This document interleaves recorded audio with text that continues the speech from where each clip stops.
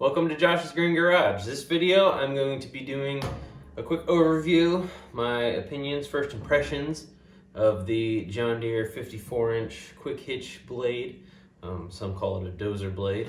This thing's actually pretty cool. Before we get started, I just want to give a quick reminder that I now have a Facebook page for the channel. So if you like this channel, please go ahead, check out the Facebook page. Maybe like that. I'll be posting sneak peeks of whatever I do on there. Just any random things that I get into. I also have links on there to my eBay page, so please feel free, check that out.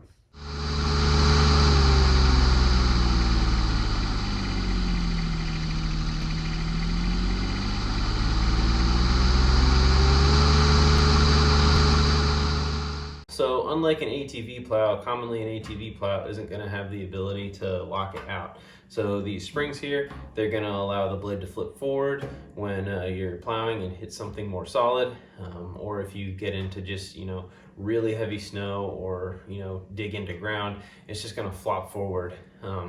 However, this, you can actually lock it out here so that it doesn't do that. And you can actually use this for pushing, dirt, gravel, what have you. So, first impression, this thing is built really heavy. One thing I was looking for when buying my 758 was the blade, because I was going to be using this for snow removal. And I was really curious if the 60-inch blade was built heavier or not, or if it was literally the same build, just wider. I ended up ordering a 60 because I had a 60 for my four-wheeler. And I wanted that. I figured the 758 wouldn't have any issue pushing it. Ordered it. It ended up not coming in anytime soon. They had this 54 in. So they gave me the option. I could pretty much wait for the 60 or they would give me the 54 at dealer price. So I decided to save some money, get this. I see that there's extensions out there. So down the road, I'll probably go for extensions. Make this thing a bit wider, it'd be even wider than the 60, and that'd be pretty sweet. But metal wise, this thing is built very heavy. It's very thick metal everywhere. I know before I've gone into exact thicknesses of metal when I was doing videos for the X580, but this one I'm not gonna. If you're curious, let me know. I'll be glad to measure it. I'm just not gonna get into that now. But it does have adjustable skids at the bottom. There's a little pin back here you can pull out and then adjust that height. As I said, there's a lock here, so you can lock this if you don't want it to fall forward.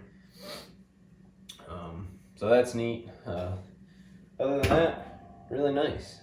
I hear I have it turned backwards because there's more to see back here than the front.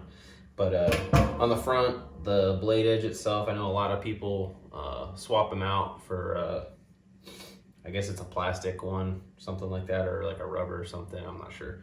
I'm not going to do that personally right now, but I will end up probably having to get a longer one if I do these extensions. So I think that's about enough of it for now. Let's get into hooking this thing up. If you haven't already, I have a video out of hooking up the quick hitch. So feel free, watch that. That shows how to, get that on the tractor. And then we'll look at getting this hooked up now. One thing I will point out, but I don't think I'm going to worry too much about right now, the manual for this does say to put a light coat of John Deere moly oil on a couple points of this. So the locking points here on the tractor would be for the pins down here, this pin, and then this pin. I'm not really going to do that right now. It's already assembled. And this pin's in there pretty tight, and it has my favorite kind of pins in there to mess with. So naturally, I'm excited about that one. But I might put some on here. Honestly, it's not even really necessary because this pin isn't going to move at all. The bottom one's not going to move at all. This one barely moves. This is the only one that would have a chance of moving. So I'm not going to worry about it right now. If I seem to start seeing that this is getting caught a lot and it moves a lot, then maybe I'll look into it, but I'm not really going to worry about that at this point.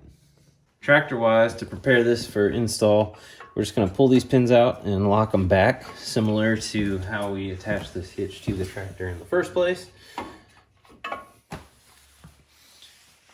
From there, we're just going to start it up, drive up to the thing, hook it with those hooks at the top. You can kind of see right here.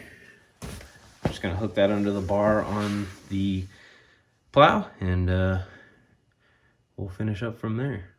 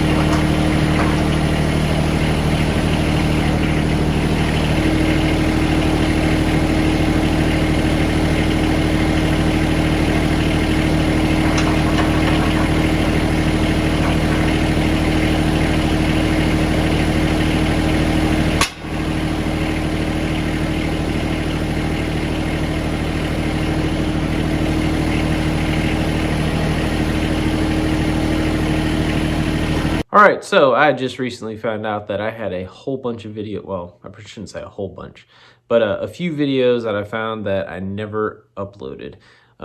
This was one of them. So currently it is November 1st of 22. I got the tractor back in February, and this is one of the first implements that I put on and used on it. That's why in the video you can still see I didn't even have the ag tires on the front yet. This was a pretty early on video. I don't know how it slipped through, but it did. Along with that, I have video of me plowing with this plow, and never uploaded that. I also have like the front brush guard. That somehow didn't make it up. I don't know what happened. At one point I was transferring a bunch of videos over to an external hard drive, and I think it got lost somewhere in there. So those will be coming out, but I just noticed when I went to upload a video of the extension kit for this plow.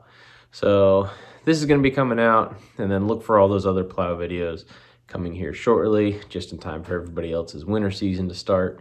So yeah, back to the original video here. That's all I got for this plow. It seemed really good. I can tell you now at this point, it does work very well. It's done everything I needed it to. The only thing is, I think it does need to be wider. I think for this size tractor, it definitely needs to be wider. It doesn't cover the wheel track, and that's not ideal, especially if you have wheel weights on the rear tires, anything like that. Like you're just dragging them through the snow, and that gets in behind the wheel, and then you get water in there, yada, yada, yada. So, yeah, I think that's all I got for now. Thank you for watching this video. Any questions or anything, of course, as always, let me know. Thanks for watching. Have a good one.